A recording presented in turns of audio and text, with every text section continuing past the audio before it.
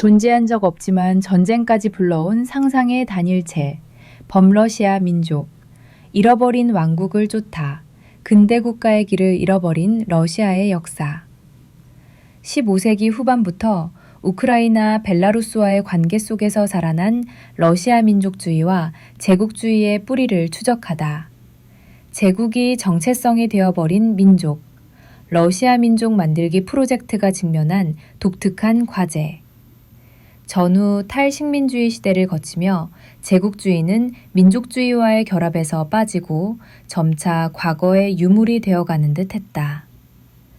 대영 제국이 해체되며 인도를 비롯한 영연방의 식민지들이 하나둘 독립했고, 독일 역시 오스트리아와 스위스를 독일 민족국가로 통합하려는 구상을 포기했다. 최근 러시아, 중국의 제국적 행보는 이러한 세계 흐름에서 벗어난 예외 사례로 치부되곤 했다. 그러나 2026년 새해 벽두부터 전해진 미국의 베네수엘라 침공 소식은 민족주의의 고양이 제국주의와 얼마나 빠르게 결합할 수 있는지 단번에 드러내며 여전히 역사를 뒤적여 두 개념의 조합 공식과 경로를 파악할 필요가 있음을 상기시킨다. 세계에서 가장 영향력 있는 동유럽사 연구자인 세르이 플로이 하버드 대학 교수는 2016년 모스크바 한복판 크렘린궁 인근 광장에서 러시아 제국과 민족이 얽히고 설킨 매듭을 상징하는 장면을 목격한다. 이웃나라 우크라이나 수도 키이우의 대공이자 키이우 루시의 군주였던 볼로디미르를 기리는 동상이 러시아 수도 한복판 가장 중요한 장소에 세워진 것이다. 1147년 모스크바를 창건한 유리 돌고루키 동상보다 더 높이 더 중심에 자리한 이 동상의 위치는 러시아의 역사적 정체성에서 키이우 루시, 더 나아가 우크라이나가 지니는 함의에 골몰하게 한다. 그 함의는 동상 제막식 연설에서 블라디미르 푸틴이 볼로디미르 대공을 러시아 영토를 넓히고 중앙집권 국가의 토대를 마련한 정치인으로 호명할 때 분명해진다. 푸틴은 그가 여러 민족, 언어, 문화, 종교로 이루어진 연합을 이룩했다는 언급을 빠뜨리지 않는다. 저자는 볼로디미르 대공 동상과 푸틴의 연설에서 키이우 루시라는 잃어버린 왕국 신화를 되찾으려다가 근대 국가로 거듭나는 길을 상실하고 또 하나의 로스트 킹덤이 된 러시아의 모습을 본다. 미궁에서 빠져나가는 실타래의 매듭을 푸는 직조공처럼 이 책은 민족주의와 제국주의가 교차하는 약 600년의 러시아 역사를 정교하게 풀어내며 근대 민족 만들기에 있어서 러시아가 직면한 과제의 보편성과 독특함을 동시에 보여준다. 오늘날 러시아는 인종, 문화, 정체성의 정신적 지도와 러시아 연방의 정치적 지도 사이를 조화시키는데 큰 어려움을 겪고 있다. 사회학자 어니스트 겔너가 말한 근대 민족주의의 핵심 요구, 정치적 단위와 민족적 단위가 일치해야 한다는 원칙에 부응하지 못하고 있는 것이다.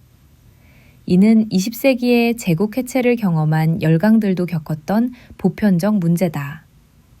하지만 러시아의 문제는 한층 더 깊다. 러시아 문제의 핵심은 러시아 민족을 어떻게 정의할 것인가에 있다. 러시아 민족은 오로지 러시아 연방 안팎의 러시아 인종으로만 구성되어 있는가, 아니면 동슬라브인인 우크라이나인과 벨라루스인도 포괄하는가?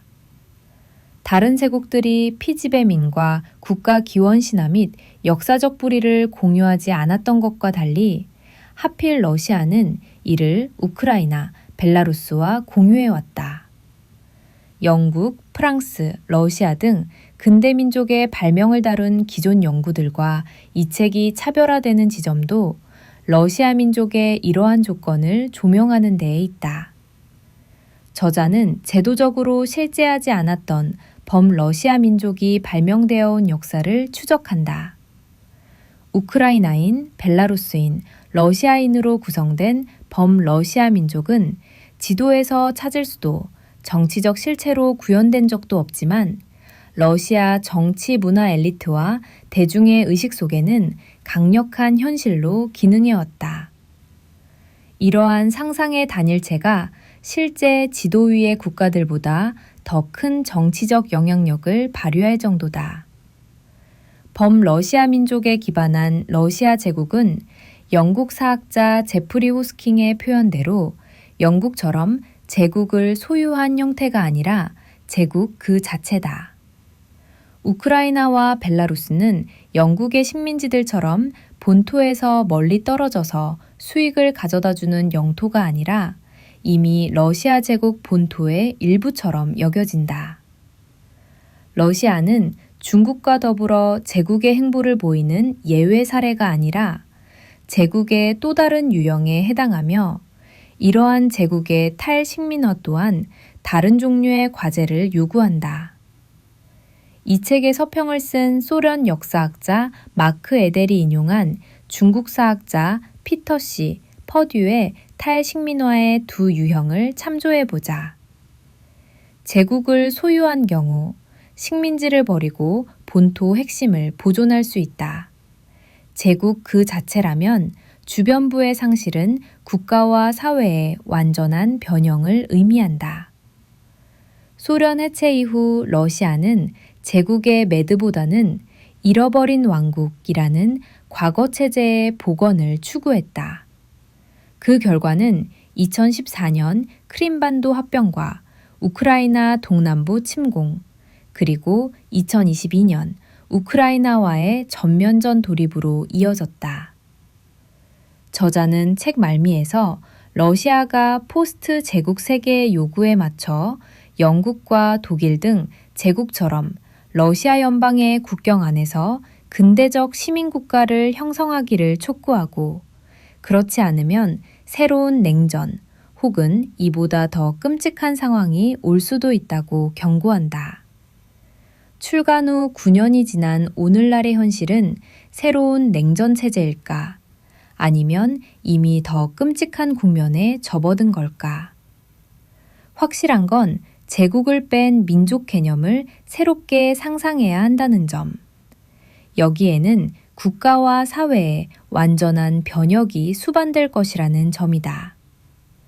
이 매듭을 풀려면 이 책의 시선을 빌려 키이우 루시라는 잃어버린 왕국의 기억이 어떻게 러시아 민족주의와 제국주의를 형성해 왔는지 거꾸로 되짚는 작업에서부터 출발해야 할 것이다.